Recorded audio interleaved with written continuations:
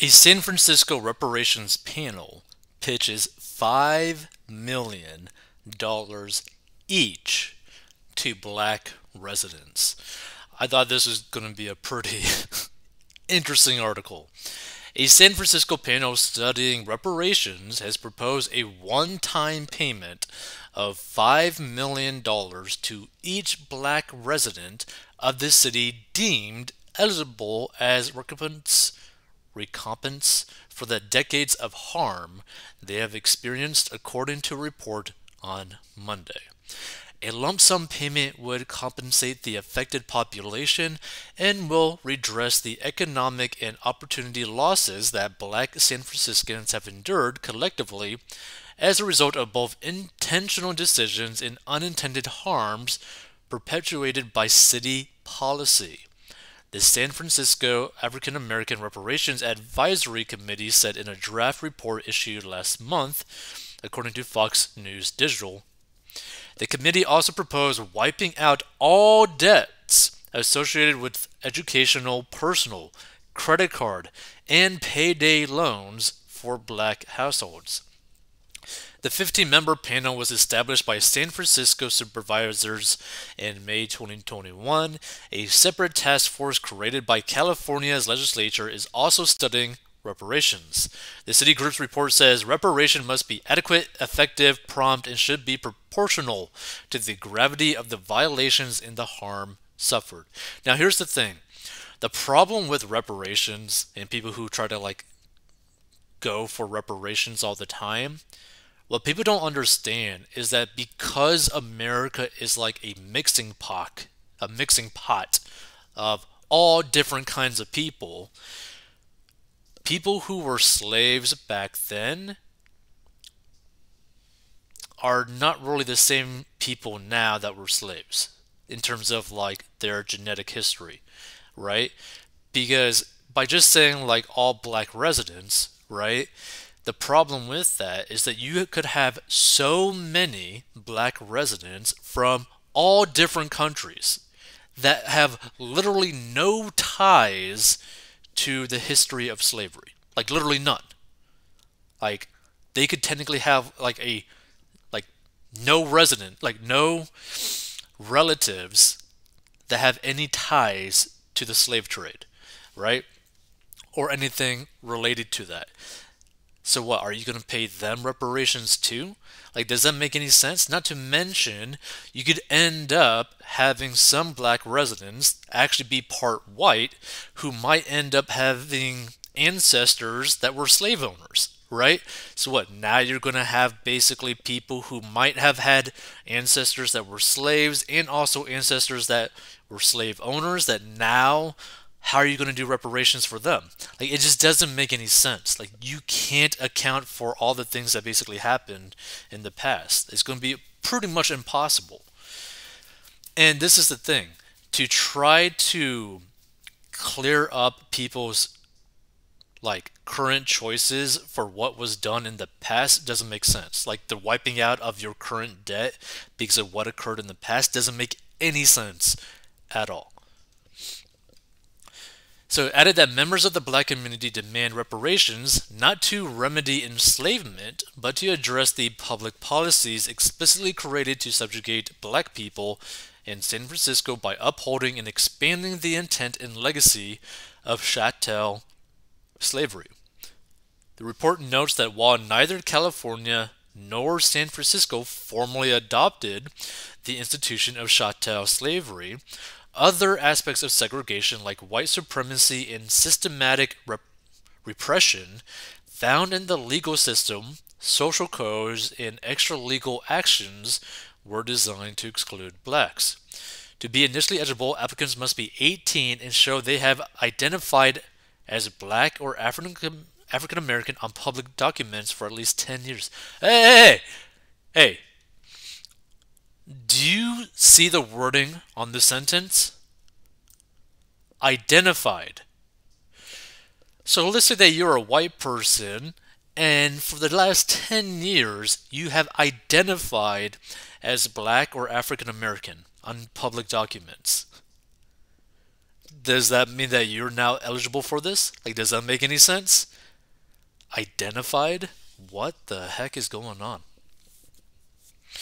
They must also prove that they meet 2 out of 8 additional standards, including being born in or having migrated to San Francisco between 1940 and 1996, and having proof of residency for at least 13 years, being personally or a direct descendant or someone jailed in the failed war on drugs, or being a descendant of someone enslaved before 1865.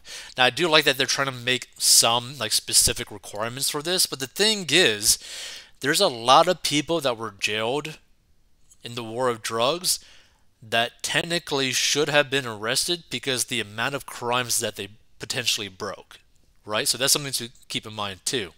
Not every single person was arrested just because they had like a small amount of weed. Like there could be a lot of people that could have been arrested for having a certain amount of drugs that they just sold, right, to sell, you know? Let's say the committee will make its recommendations to the city in June, and Board of Supervisors President Aaron Peskin told the San Francisco Chronicle he hopes they will be approved. I think it is utterly irresponsible for the state to approve something like this. You see, there are so many efforts that result in incredible reports that just end up gathering dust on a shelf. Peskin said, "We cannot let this be one of them." Not to mention, by the way, there's another issue that some people don't really think about in this scenario, because this is the weird situation. Say, for example, that they were to pass something like this. The problem is, based off them potentially like with that statement of like wiping their current debts, all that kind of stuff, right? Their payday loans, all that sort of stuff.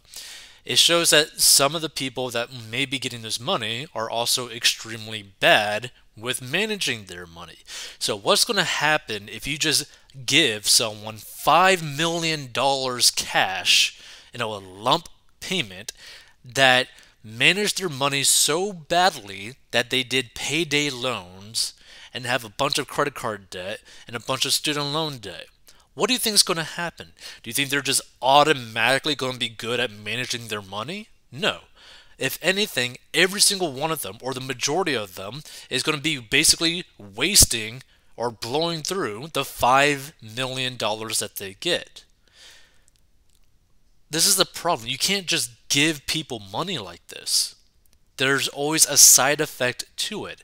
And who knows just how bad some of these communities might end up getting if all of a sudden they get sent a mass amount of cash. And like, not only that, let's say that you have like in the black community, let's say that is in the ghetto, but let's say only a quarter of the people in the ghetto actually get these $5 million, right?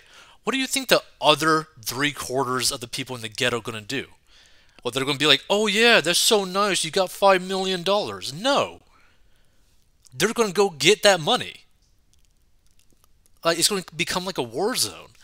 Like, people don't understand what's going to end up happening by just giving people money like this. Let's say the report does not include any estimates on the overall cost of the reparations. It's going to be insane. Let's see, but San Francisco is already reeling from a lower than expected property tax intake because of the coronavirus pandemic, and Mayor London Breed's office is projecting a budget shortfall of roughly $728 million over the next 2 years, The Real Deal reported. And that's pretty much because people have left California by a massive amount. But let's see some of these comments, which I bet is going to get pretty insane. Absolutely ridiculous. Enough of this woke nonsense already. Reparations start at the beginning. Ask those that began the trade and who were instrumental in promoting and profiting from it. Start in Africa. Start with the black tribal kings, chieftains that caged their own people. That is history. Start there. And that's the thing that people need to understand too. Like, there's so many sides to this whole slavery situation. It's so complicated. People trying to actually get like a true like lineage to the very beginning is going to be extremely difficult.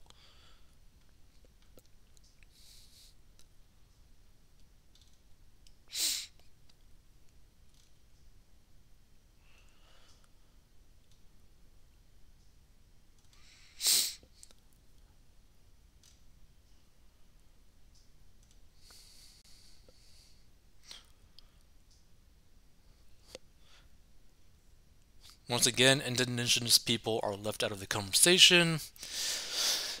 Time for a DNA test and a trip to SF.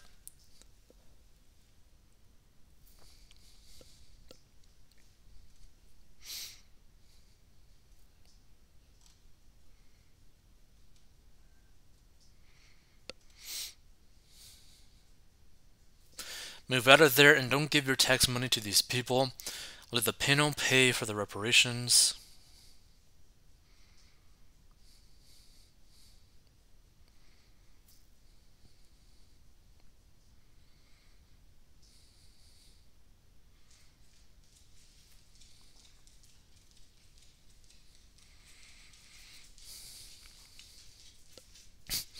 My family is now identifying as black, and we are all moving to San Francisco. I will invest in cornrows for each child to help sell it like Rachel Dolezal. $5 million each. Need to have more kids. Identify as black.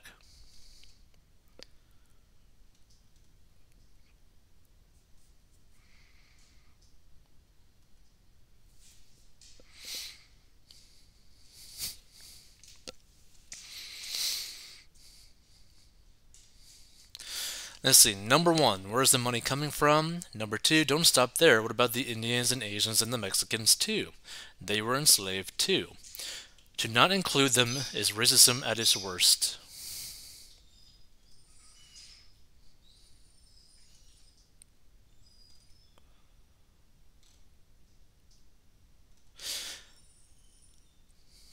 $5 million is an insane price tag. The majority of Americans, black, white, and all others, at retirement have far less than $1 million in savings.